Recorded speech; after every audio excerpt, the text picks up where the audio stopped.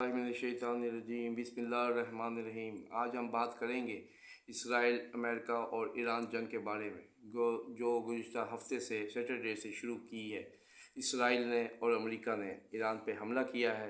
हालांकि उससे 2 दिन पहले मुज़ाकरात हो रहे थे जिनेवा में अमेरिका के और ईरान के, लेकिन वो मुज़ाकरात इस बात पे ख़त्म हुए थे कि 3 या 4 दिन के बाद दोबारा मुलाकात की जाएगी फ़रीक़ैन में। लेकिन इस दौरान इसराइल और अमेरिका ने ईरान पे हमला कर दिया और इस हमले में सबसे पहले जो बैलिस्टिक उन्होंने मिज़ाइल फेंके हैं वो एक स्कूल पे गिरे हैं, जिसके ऊपर कम से कम 200 बच्चियाँ शहीद हुई हैं। ये शुरुआत थी इस जंग की। उसके बाद ईरान ने जवाबी बैलिस्टिक मिज़ाइलों से इसराइल पे हमला किया और इसराइल पे किया और मशरिक़ वस्ता पे किया, उन अड्डों पे किया अमेरिका के जहाँ पे अमेरिका के अड्डे हैं, बहरीन, कुवैत, उर्दन, यूएई और सऊदी अरब वगैरह। इस पर एक साथ हमला किया ईरान ने और भरपूर जवाब दिया ईरान ने और अमेरिका के बेसिस को नुकसान पहुंचाया। इस दौरान ये जंग चलती रही और जब शाम का वक्त आया तो एक भरपूर हमला किया इसराइल ने और अमेरिका ने।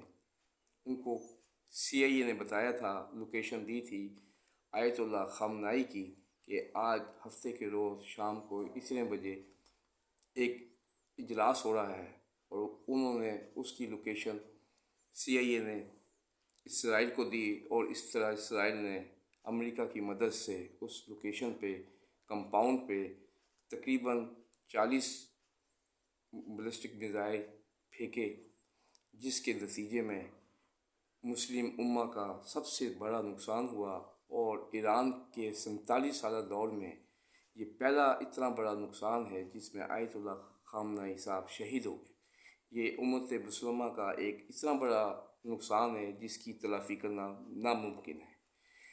उसके साथ साथ ईरान की किसी लीडरशिप थी उस इजलास में, वो तमाम की तमाम निशाने पे आई और तमाम के तमाम लोग शहादत का दर्जा पाया सब थे।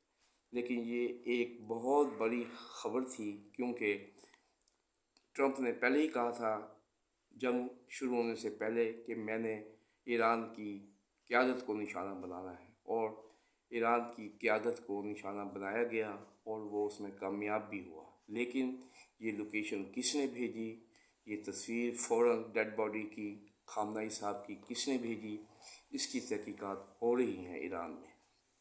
लेकिन ये ऐसा नुकसान है कि जो मुसलमानों के लिए बहुत नाकाबिल तलाफ़ी है। दूसरी तरफ 54 मुल्क हैं, जिसमें तकरीबन 28 मुल्कों ने अपनी एयर बेसिस दी हुई हैं अमेरिका को, और मजाल है कि वो ईरान के साथ हों।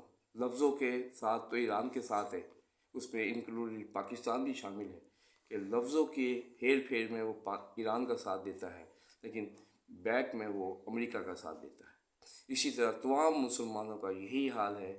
अब इस जंग में, कुफार की इस जंग में, सहनी ताकत की इस जंग में सिर्फ अकेला एक ईरान है।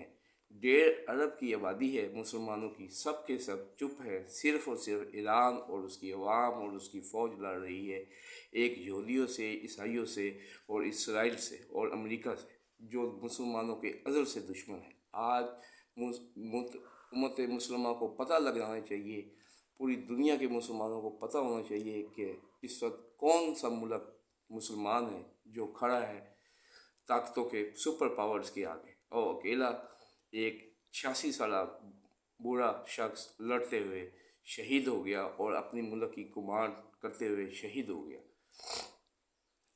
दूसरी तरफ मुसलमान मुल्कों ने अभी तक ख़ामनाई साहब की तदफीन का नहीं बताया है।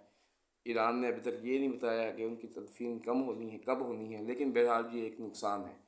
और इसमें जो खामोशी है मुसलमानों की, ये गुनाह से भी ज़्यादा है कि एक भाई जो सुपर पावर से लड़ रहा है, इसराइल से लड़ रहा है, और दूसरी तरफ सब खामोश हैं, बल्कि ट्रंप उनको फ़ोन कर रहा है और वो खुश हो रहे हैं कि हमारे पास ट्रंप साहब का फ़ोन आ रहा है।